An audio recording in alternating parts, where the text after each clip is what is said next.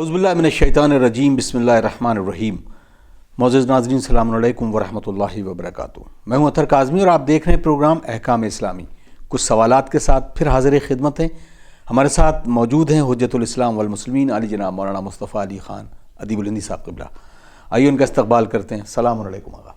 علیکم السلام ورحمۃ اللہ۔ آقا، کچھ بہت خاص سبجیکٹ ایسے ہیں کہ جس پر ہمیشہ بحثیں ہوتی آئی ہیں، اور ممبروں سے بچوں کے لیے بڑا کنفیوژن ہوتا ہے کہ وہ ایک ممبر سے کچھ سن رہے ہوتے ہیں، دوسرے ممبر سے کچھ سن رہے ہوتے ہیں، تو پھر ان کے اندر ایک سوال اور ایک ہیجانی کیفیت آ جاتی ہے۔ مثلا جیسے یا علی مدد کہنا، اس میں کچھ افراد اپنے بھی ہوتے ہیں کہ وہ کہتے ہیں کہ نہیں کہنا چاہیے، یا ایسے تھوڑا سا پرہیز کرنا چاہیے کہیں ایسا ہو۔ تو یہ اس طرح کے جو عقائد ہیں اس کو ہم کس طرح سے پیش کریں اور کیسے بچوں تک بالکل صاف آئینے کی طرح سے اس چیز کو رکھا جا سکتا ہے؟ اعوذ باللہ من الشیطان الرجیم، بسم اللہ الرحمن الرحیم، الحمد للہ رب العالمین، وصلی اللہ علی سیدنا محمد وآلہ الطیبین الطاہرین۔ دیکھیں، صرف یہ جو مثال آپ نے دی، صرف یہ مسئلہ نہیں ہے، ایسے بہت سے مسائل ہیں عقائد میں جس میں علماء میں یا مکاتب فکر میں، ہم ابھی دیگر مذاہب کی بات نہیں کر رہے ہیں، ہم اپنی مذہب کی بات کر رہے ہیں، میں اختلاف رہا ہے، ہمیشہ سے رہا ہے، لیکن کچھ چیزیں مسلمات میں سے ہیں، یعنی جس کو سب نے قبول کیا ہے، اور مسلمات میں پھر انسان کو پریشان نہیں ہونا چاہیے، اور اپنے المسلمات ایسا بھی نہیں کسی ایک شخص سے سن لیں اور اس کے بعد اپنے مسلمات کو بدل دیں۔ مسلمات وہ چیز ہے کہ جو کسی کے کہنے سے، وہ بتانے سے، وہ تقریر کرنے سے بدل نہیں سکتی، وہ بالکل ویسی ہی رہے گی، اسی کی بنیاد پر مذہب رہے گا۔ مثال کے طور پر امیر المومنین علی بن ابی طالب علیہ السلام کا رسول اکرم کا خلیفۃ بلا فصل ہونا، یہ امامیہ مذہب کی بنیاد ہے، کوئی آ کر اس کو چینج نہیں کر سکتا، یا ائمہ اثنا عشر کی تعداد کو کم اور زیادہ نہیں کر سکتا، یعنی امام علی سے لے کر امام عصر عجل اللہ تعالی فرجہ الشریف تک کی جو ترتیب ہے، اس کو کوئی انسان آ کے اپنی تحقیق سے نہ بدل سکتا ہے، نہ تقریر سے چینج کر سکتا ہے، نہ نام میں چینج کر سکتا ہے، نہ کنیت میں چینج کر سکتا ہے، کوئی بھی چیز چینج نہیں کر سکتا ہے۔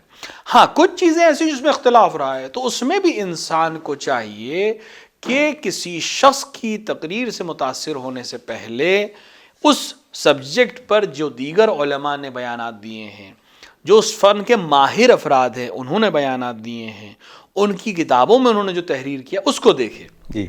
اگر ہم کسی ایک کلپ کو دیکھ لیتے ہیں یا کسی ایک شخص کی ایک تقریر کو یا مجلس کو سن لیتے ہیں اور اس کے بیس کے اوپر اپنے پورے عقیدے کو چینج کر دیتے ہیں، تو یہ کوئی عقل مندی کا کام نہیں ہے۔ ہمیں تب یہ کام کرنا چاہیے جب ہم پوری طرح سے ہر زاویے کو دیکھ لیں اور پرکھ لیں۔ جیسے کہ آپ نے کہا یا علی مدد کہنا، یا علی مدد کہنا، اس میں کوئی قباحت نہیں ہے۔ یہ تو وہ اشکال ہے جو وہابیت کرتی ہے کہ آپ کیسے کسی غیر خدا کو پکار سکتے ہیں مدد کے لیے، اور ان کو ہمارا جواب یہی ہے، اور یہی جواب ان لوگوں کے لیے بھی ہے جو یا علی مدد کہنے سے پرہیز کرنے کی بات کرتے ہیں، کہ جب ہم یا علی مدد کہتے ہیں تو ہم علی کو کس عنوان سے یاد کرتے ہیں؟ علی کو العیاذ باللہ ہم خدا کہہ کر مدد مانگ رہے ہیں؟ اس کو کوئی بھی امامیہ کا عالم دین یا کوئی بھی شخص یہ کام نہیں کرتا ہے۔ بے شک امیر المؤمنین ولی یہ خدا ہے، امیر المؤمنین حجت اللہ ہونے کی حیثیت سے خداوند عالم کی عطا کردہ ولایت اور قوت سے بندوں کی مدد کرتے ہیں، لہٰذا ہم ان کو ولی خدا مان کر ان سے مدد مانگتے ہیں۔ اس میں کوئی حرج نہیں ہے، کیونکہ اس وقت ان سے مانگنا خدا کی وحدانیت کی تاکید بھی ہے، اور انہی کے مذہب پر رہ کر ہم اس بات کو قبول کر رہے ہیں۔ ایک دفعہ کہ نہیں ہم شخص کو اللہ کے مقابلے میں لے آئے، علیہ باللہ، کسی شخص کو بھی، یہ حرام ہے، یہ کام کفر ہے۔ کوئی بھی امامیہ کا شخص اس چیز کا قائل نہیں، کوئی عالم دین اس کا قائل نہیں۔ اگر وہ قائل ہو جائے تو وہ امامیت سے خارج ہو جائے گا، وہ مذہب سے خارج ہو جائے گا، سندین سے خارج ہو جائے گا۔ ہم امیر المومنین یا دیگر افراد جن کو ہم مدد کے لیے پکارتے ہیں یا جن سے توسل کرتے ہیں، ہم ان کو خدا کے عرض میں نہیں لا کے رکھ دیتے ہیں کہ یہ ہیں اور یہ خدا ہے، نہیں، بلکہ یہ خداوند عالم نے ان کو اس طرح سے قوت عطا فرمائی ہے، اس طرح سے عطا فرمایا ہے کہ ان کو اپنا نمائندہ بنا کر، اپنی حجت بنا کر اس زمین کے اوپر بھیجا ہے۔ ان کے صدقے میں یہ تمام چیزوں کو خلق کیا ہے اور ان کے ذریعے سے یہ تمام کام انجام دے رہا۔ خداوند عالم کو کسی کی ضرورت نہیں ہے، لیکن اس نے ان کے ذریعے سے یہ کام انجام دیے، ان کو بنایا ہے اپنا میڈیم، اس نے ان کو وہ صلاحیتیں عطا فرمائی ہیں جو دوسروں کو عطا نہیں ہوئی ہیں. تو ہم ان کو اگر خدا کے مقابلے میں لے آئیں تو یہ صحیح نہیں ہے، لیکن اگر خدا کے مقابلے میں نہیں لاتے ہیں، اس کی برابری میں یا اس کے بدل ہم کر دیں غلط ہے، لیکن اس کو بدل نہیں مانتے ہم. خدا اپنی جگہ پر بالکل ہے، نہ اس کی وحدانیت میں کوئی شک آ رہا ہے، نہ اس کی الوہیت میں کوئی حرف آئے، نہ اس کی رزاقیت میں کوئی حرف آئے، اور اس کی وحدانیت پہ قائل رہتے ہوئے اس پر پوری طرح سے عقیدہ رکھتے ہوئے اس کے ہی نمائندے سے ہم اگر کچھ مانگ رہے ہیں تو اس میں کوئی حرج نہیں ہے. کیونکہ جب ہم مانگتے ہیں تو ہمارا عقیدہ یہ نہیں ہوتا یہ اپنے آپ سے دے رہا ہے، یہ خدا کی عطا کردہ طاقت سے اور خدا کی عطا کردہ نعمت سے ہمیں یہ چیز عطا کر رہا ہے، لہٰذا اس کے مقابلے میں نہیں ہے. خداوند عالم نے ان کو اپنا نمائندہ بنا کر بھیجا ہے، لہٰذا چاہے یا علی مدد کہیں یا ابوالفضل عباس کہیں یا امام حسین کو پکاریں یا کسی بھی معصوم کو یا غیر معصوم کو پکاریں، اس میں کوئی حرج نہیں ہے. اسی طرح ان سے توسل کرنا، جیسے ان کی بارگاہ میں جا کر دعا کرنا اور ان کے ذریعے سے، تو ہم کس سے مانگتے ہیں؟ ہم اگر توسل پریشانی یہ ہے کہ ہم لوگ چیز کو دیکھتے نہیں ہیں، سمجھتے نہیں ہیں، اس کے بعد اشکال کر دیتے ہیں. ہم جب ذری پہ جاتے ہیں، آپ تمام کتابوں کو دیکھیں، کتابوں میں جب آپ ذری پر جا کر دعا کی بات کرتے ہیں تو وہاں باقاعدہ لکھا ہوا ہے کہ ہم جب ذری کے بعد جا کر زیارت پڑھتے ہیں اور اس کا 2 رکعت نماز پڑھتے ہیں تو نماز کس کے لیے پڑھتے ہیں؟ خداوند قربتاً الی اللہ نماز پڑھتے ہیں. پھر اس کے بعد اس نماز کے بعد جب ہم دعا کرتے ہیں تو ہم یہی کہتے ہی ہیں اس میں کہ خداوند عالم ہم یہ 2 رکعت نماز ہدیہ کر رہے ہیں اس معصوم کو، کیونکہ کوئی نماز اور کوئی سجدہ اور کوئی رکوع تیرے علاوہ کسی کے لیے جائز نہیں ہے. تو نہ ہم ذری کو کہہ رہے ہیں، نہ ہم کسی اس صاحب ذری کو کر رہے ہیں، ہم صرف خدا کا سجدہ کر رہے ہیں. ہاں چونکہ آپ کو مقام حاصل ہے خداوند عالم کے دین کے لیے اور دنیا کے لیے، آپ نے اس طرح سے عمل انجام دیا کہ بارگاہ الہیہ میں آپ کو ایک عظمت حاصل ہے. ہم اس عظمت کو وسیلہ بنانے کی کوشش کر رہے ہیں تاکہ خداوند عالم تک ہماری بات پہنچ جائے، کیونکہ ہم اپنے عمل کے ذریعے سے یا اپنے کاموں کے ذریعے سے اپنے آپ کو ضعیف سمجھتے ہیں. تو ہمیں ایک سہارے کی ضرورت ہے جو بارگاہ خداوندی میں قابل رد نہ ہو. لہٰذا ہم پوری روزمرہ کی زندگی میں دنیا میں یہ کام کرتے ہیں. کسی کے پاس پہنچنا ہے اور ہماری پہنچ اس تک نہیں ہے تو ہم کیا کرتے ہیں؟ ایک ایسے کی تلاش کرتے ہیں جس تک اس کی پہنچ ہو، جو اس کو جانتا ہو، ہم اس کے ذریعے سے اس بات کو کہتے ہیں. خداوند عالم، اگر اس کے جواب میں کہا جائے خداوند عالم تم سے تو تمہاری شہرک سے بھی زیادہ قریب ہے، کسی کی کیا ضرورت ہے؟ بے شک شہرک سے زیادہ قریب ہے، لیکن اس نے خود ہی اسی جگہ پہ کہا ہے وَابْتَغُوا إِلَيْهِ الْوَسِيلَةَ، اور اس تک پہنچنے کے لیے وسیلے کو تلاش کرو. وسیلہ نیک عمل بھی ہو سکتا ہے، وسیلہ نیک عمل کرنے والے افراد بھی ہو سکتے ہیں. روایت میں آیا ہے کہ اپنی لیے دعا کرو لیکن اس زبان سے جس نے تمہارے لیے گناہ نہ کیا ہو، جس زبان سے تم نے گناہ نہ کیا ہو اس سے دعا کرو. اپنے لیے دعا کر رہا ہے اور اپنی زبان سے دعا کرتا ہے، ظاہراً اس زبان سے اس نے گناہ بھی کیا ہے، پھر اپنے لیے دعا کر رہا ہے. تو اس کا طریقہ یہ ہے کہ آپ اس زبان سے دوسرے کے لیے دعا کرے، کیونکہ اس زبان سے اس شخص نے گناہ نہیں کیا، اس زبان سے تو میں نے گناہ کیا ہے. میں اپنی زبان پہ دوسرے کے لیے دعا کر رہا ہوں جس نے اس زبان سے گناہ نہیں کیا ہے، لہٰذا میری دعا اس کے حق میں مستجاب ہوگی، اس کی دعا میرے حق میں مستجاب. یہ تو عام انسانوں کے لیے، چہ بسے بھی ان افراد کی بات جن کی زبان سے گناہ نہ صرف یہ کہ صادر نہیں ہوا ہے بلکہ ان کے خیال میں بھی گناہ نے خطور نہیں کیا ہے، تو بہرحال ان کا مقام کہیں زیادہ اس سے بلند ہے کہ ہم ان سے دعا کی درخواست کریں. بالشک ان کو خداوند عالم نے یہ عظمت عطا فرمائی ہے. تو ہمارے جو عقائد ہیں، مسلمات ہیں کہ ائمہ علیہم الصلوۃ والسلام کو خداوند عالم نے ان کو ایک مقام دیا ہے ان کی عظمتوں کی وجہ سے، ان کے عمل کی وجہ سے، اور ان کو یہ مقام غیر خدا نے نہیں دیا ہے، خود خدا نے عطا کیا ہے. تو ان سے ماننا خود خدا کے ذریعے سے مانگنے کی بات ہے، اس کی عظمت کو مانتے ہوئے ہم ان کے ذریعے سے مانگتے ہیں، اس میں کوئی حرج نہیں ہے. اگر اب یہی اسی پہ کچھ سوال نوجوانوں کے بھی رہتے ہیں. مثلا ایک سوال اس میں ایک صاحب نے کیا ہے کہ جیسے کہ کبھی کبھی کچھ افراد جو کہ اپنے آپ کو عالم بھی کہتے ہیں اور اب بہت خوبصورت سی تقریر کرتے ہیں، اور ان کی تقریر میں کچھ ایسی چیزیں ہوتی ہیں کہ جو اپنے آپ کو اٹریکٹ بھی کرتی ہیں، لیکن وہ عقائد سے دور دور تک ان کا واسطہ نہیں ہوتا، اور وہ بتاتے بھی ہیں کہ اگر ایسا کرو گے. مثلا زیادہ تر چیزیں جو عزاداری سید الشہداء حضرت امام حسین علیہ السلام کو لے کر ہیں، اس میں بہت ساری چیزوں کو ہے. تو کیا صرف اتنا بھر ہے کہ اس طرح کے موضوع ڈسکس نہ کیے جائیں تاکہ جس سے ملت میں اختلاف پیدا ہو، یا اس کو سرے سے رد کیا جائے اور اس پر ایک پوری تحریک بھی شروع کرنا چاہیے؟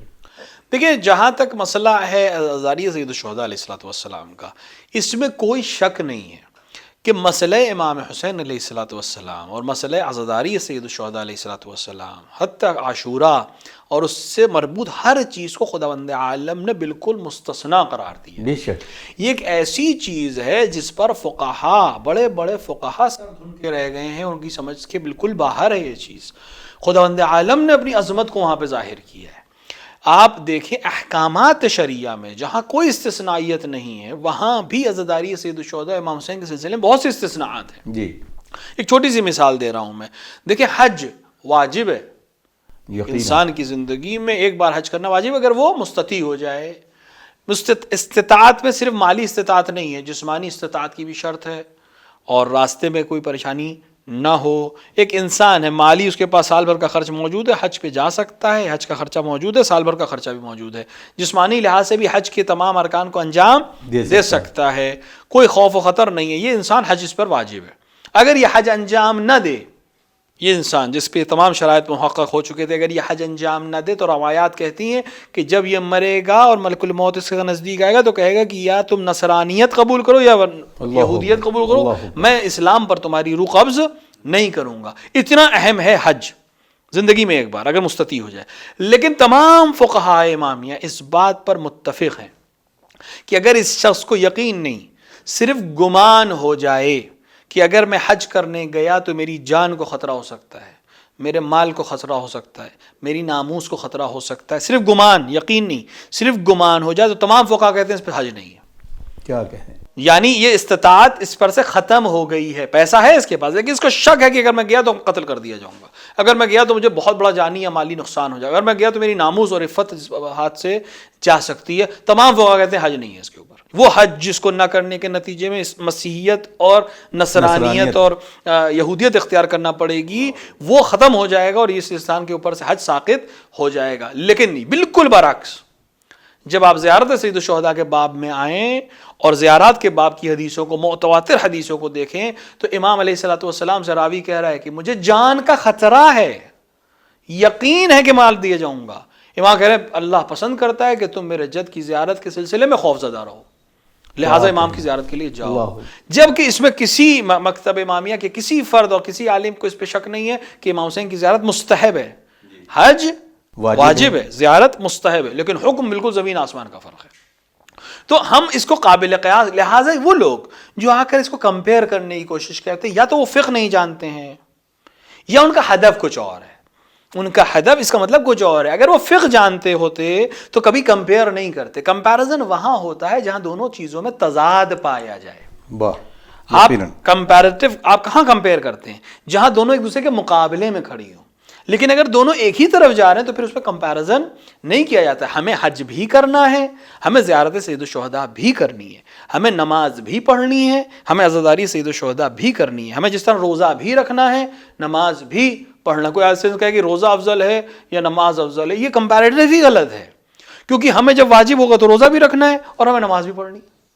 ایسا تو نہیں کہ جس نے نماز پڑھی اس کے لیے روزہ نہیں ہے، جس نے روزہ رکھا اس کے لیے نماز نہیں ہے، ایسا تو نہیں ہے. ہمیں دونوں کام کرنے ہیں. ہمیں زکوٰۃ بھی دینی ہے، واجب ہو جائے تو خمس بھی دینا ہے، بالکل اسی طرح عزاداری سید الشہداء علیہ الصلوۃ والسلام ہے. تو ہمیں انجام دینا، اس کا کمپیئر کرنا ہی غلط ہے. کمپیرزن کرنے والا یا فقہ نہیں جانتا ہے یا اس کا ہدف کچھ اور ہے جو ظاہر ہے کہ وہ سماج میں انتشار ہے یا کوئی اور مسئلہ ہے. دوسری بات یہ ہے کہ عزاداری سید الشہداء علیہ الصلوۃ والسلام ایک خاص مکتب کے ساتھ اور ایک خاص ہدف کے ساتھ ہے. صرف اور صرف عزاداری سید الشہداء صرف امام حسین کے سوگ کے لیے نہیں ہے، بلکہ وہ ضامن ہے عزاداری سید الشہداء تمام ان واجبات کی جس کی وجہ سے دین استوار ہے. کیا کہیں، یعنی عزاداری ضامن ہے تمام دین کی. اگر عزاداری سید الشہداء ہوگی تو نماز بھی قائم رہے گی، روزہ بھی قائم رہے گا، حج بھی ادا ہوتا رہے گا، خمس بھی ہوگا، زکوٰۃ بھی ہوگا، دیگر جتنی بھی فروعات دین ہے. یہ ایک مستحب عمل ضرور ہے، لیکن اس مستحب عمل کے صدقے میں یا اس مستحب عمل کی عظمت اتنی زیادہ ہے کہ تمام واجبات محفوظ رہیں گے. کیا کہنے. ایران کا بادشاہ جو رضا شاہ جس کو انقلاب میں ختم کیا گیا، اس سے پہلے جو بادشاہ تھا اس کا باپ محمد رضا شاہ، اس کے زمانے میں عزاداری پہ پابندی لگائی گئی. یعنی حتیٰ گھر کے اندر اگر دو آدمی میں مجلس کر رہے ہیں تو پابندی تھی، فوج آ کے گرفتار کر لیتی تھی اور ان پہ جرمانہ بھی لگتا تھا. تہران کی بات ہے، ایران کی بات ہے جی. لیکن لوگ اس میں عزاداری کر رہے تھے. جب یہ بات ہوئی تو آیت اللہ حائری جو عبد الکریم حائری جنہوں نے حوض علمیہ قم کی بنیاد رکھی ہے، جو حرم معصوم قم میں دفن بھی ہیں، انہوں نے بہت زیادہ تقریروں میں اور اس کے اوپر بہت زیادہ مقابلہ کیا. تو کسی نے آ کے شخص نے ان سے کہا کہ آقا کوئی مسئلے کی بات تو ہے نہیں، اس نے مستحب سے روکا ہے، واجب کام تو انجام دے رہے ہیں، نماز پر کوئی پابندی نہیں ہے، روزہ رکھنے پہ کوئی پابندی نہیں ہے، حج پہ جانے پہ کوئی پابندی نہیں ہے، تو آپ کیوں اتنا پریشان ہو رہے ہیں؟ تو حائری مؤسس حوض علمیہ قم نے جواب دیا تھا کہ یہ ایک ایسا مستحب ہے، بے شک مستحب ہے، لیکن ایک ایسا مستحب ہے جس کی وجہ سے تمام واجبات محفوظ ہیں. اگر یہ چلا جائے گا تو دیگر اپنی آپ چیزیں چلی جائیں گی. اس کی وجہ ہے، واحد ہے، بالکل صاف ظاہر. اگر آپ عاشورہ کو دیکھیں، غور سے دیکھیں، تو کیا نماز نہیں پڑھی جا رہی تھی امام حسین کی شہادت کے وقت؟ نماز پڑھی جا رہی تھی، امام حسین کے قاتل بھی نماز پڑھ رہے تھے. کیا روزہ نہیں رکھا جاتا؟ وہ تو قتل حسین کے شکر میں روزہ رکھ رہے تھے، علیہ باللہ. مسجد بنا رہے تھے امام حسین کو قتل کرنے کے بعد، شکر میں، امام حسین کے قتل کے شکر میں مسجد بنا رہے تھے. تو اگر امام کو ہٹا دیا جائے گا تصویر سے، تعلیمات میں سے، ولایت کو ہٹا دیا جائے گا دین میں سے، تو نماز ایسی ہوگی کہ قتل حسین کرنے کے بعد نماز پڑھ رہا ہوگا. جی. پھر روزہ ایسا ہوگا کہ قتل حسین کے شکرانے میں روزہ رکھ رہا ہوگا. پھر مسجد کی تعمیر ایسی ہوگی کہ حسین ابن علی کو قتل کرنے کے بعد مسجد بنا رہا ہوگا. تو یہ خدا کو نہیں چاہیے. خدا کو وہ نماز چاہیے جو حسین کے جد نے تعلیم کی تھی، جو اللہ تک لے جاتی ہے. اور یہ تبھی ہو سکتا ہے جب ولایت کے ساتھ ہو، اور اس کی ضمانت امام حسین علیہ الصلوۃ والسلام کی یاد اور عزاداری سید الشہداء ہے. لہٰذا احکامات عزاداری میں اپنے مراجع کے ذریعے سے، ان کے فتاویٰ کے ذریعے سے، ان کے بیان کردہ اصول کے ذریعے سے، اور سب سے اہم اپنے علاقے کے لحاظ سے، آپ کے علاقے کے علماء کے لحاظ سے عمل کو انجام دیجیے. اس چیز کو اس لیے تاکہ میں سوال بھی کروں گا سرکار، کیونکہ میرا ذہن میں یہ سوال بھی آ گیا، اور امید کرتے ہیں کہ تمام نوجوانوں کے بھی یہ سوال آتا ہے کہ ریچولز ہیں جو ہم رسوم اعضاء کہتے ہیں، وہ کتنے امپورٹنٹ ہیں اور کس طریقے سے اس کو شرعی طور پر اس کو منع نہیں کیا گیا. ہاں یہ مانتا ہوں کہ بہت سارے جو حرام کام ہیں اس کو پابندی لگ جائے گی اگر کہیں بھی کوئی بھی رسوم کے ساتھ جڑ رہا ہے. تو اس کو کتنا اہم قرار دیا گیا ہے رسوم اعضاء کے طور پر، اور اس سے کتنا فروغ دین اور تعلیمات معصومین کی ترویج ہوتی ہے؟ دیکھیے، عزاداری سید الشہداء کی ہر وہ چیز جس کا تعلق عزاداری سے ہو، جی، وہ اپنے آپ میں شاعر الہی ہے. کیوں؟ خداوند عالم نے سورہ حج میں ارشاد فرمایا وَمَن يَعْظِمْ شَعَائِرَ اللَّهِ فَإِنَّهَا مِن تَقْوَى الْقُلُوبِ. جو شاعر الہی کی تعظیم کرتا ہے وہ گویا اپنے پاکیزہ دل ہونے کا اعلان کرتا ہے. یہ ان کے پاکیزہ دل ہونے کی علامت ہے کہ وہ شاعر الہی یعنی اللہ کی نشانیوں کی تعظیم کرتے ہیں. خوب، تعظیم کرنے کے طریقے مختلف ہو سکتے ہیں. کسی علاقے میں تعظیم کا کوئی طریقہ ہوتا ہے، کسی علاقے میں تعظیم کا کوئی طریقہ ہوتا ہے. اب امام حسین علیہ الصلوۃ والسلام واقع عاشورہ، شاعر اللہ کسے کہتے ہیں؟ ہر وہ چیز جو خدا کی طرف انسان کو لے جائے. خانہ کعبہ شاعر الہی ہے، صفا و مروہ شاعر الہی ہے، حجر اسود شاعر الہی ہے، حتیٰ بدنہ وہ اونٹ جو قربانی میں لایا جاتا ہے شاعر الہی ہے.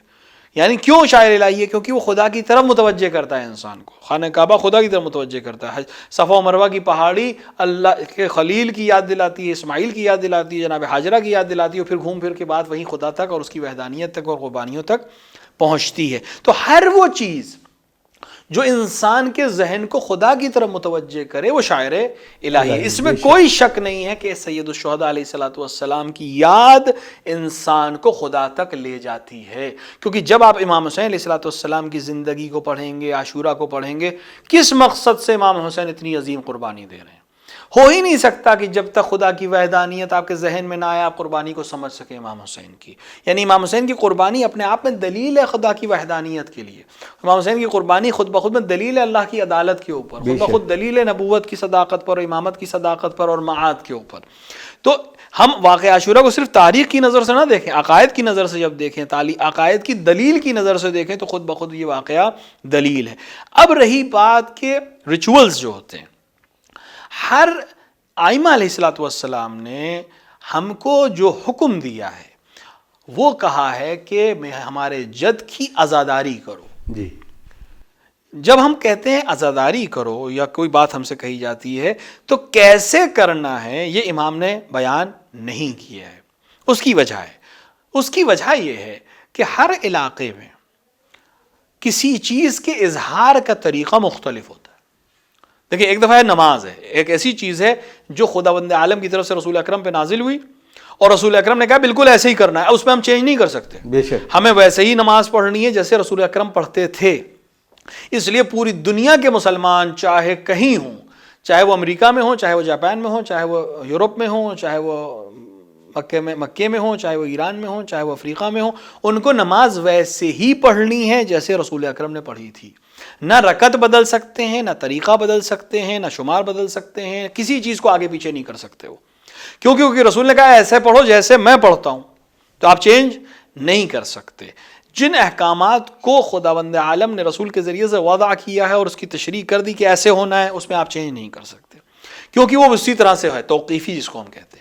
لیکن جہاں توقیفی نہیں ہے وہاں ہمیں اس عمل کو انجام دینا ہے صرف اس نیت کے ساتھ کہ یہ وہاں تک پہنچ جائے۔ مثال کے طور پر آپ عزاداری کی اگر بات کریں، عزاداری میں ہمیں حکم یہ ہے کہ سوگ منانا ہے، جی خوب سوگ منانے کا طریقے کا بہت اہم تعلق ہوتا ہے۔ جیسے ہر علاقے میں سوگ منانے کا طریقہ الگ ہوتا ہے۔ جو طریقہ بر صغیر میں ہے کسی کو اظہار غم کرنے کا، ضروری نہیں کہ ایران میں بھی وہی طریقہ ہو، ضروری نہیں کہ افریقہ میں بھی وہی طریقہ ہو، ضروری نہیں کہ عرب میں بھی وہی طریقہ ہو۔ جی اسی لیے امام جانتے تھے کہ صرف آج عرب میں ہے عزاداری سید الشہداء، کل ہندوستان میں بھی ہوگی، کل جاپان میں بھی ہوگی، کل یورپ میں بھی ہوگی۔